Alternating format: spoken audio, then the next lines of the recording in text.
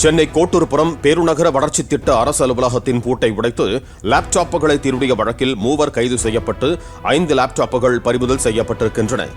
கடந்த 7ஆம் தேதி நடந்த திருட்டு தொடர்பாக கைதாகியிருக்கும் இம்மூவர் மீதும் ஏற்கனவே பல்வேறு வழக்குகள் நிலுவையில் உள்ளதாக போலீசார் தெரிவித்தனர்.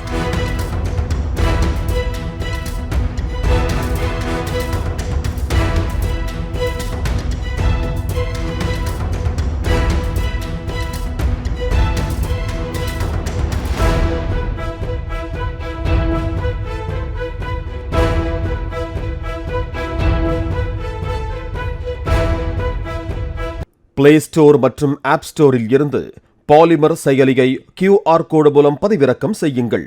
செய்திகளை உடனுக்குடன் பெறுங்கள்.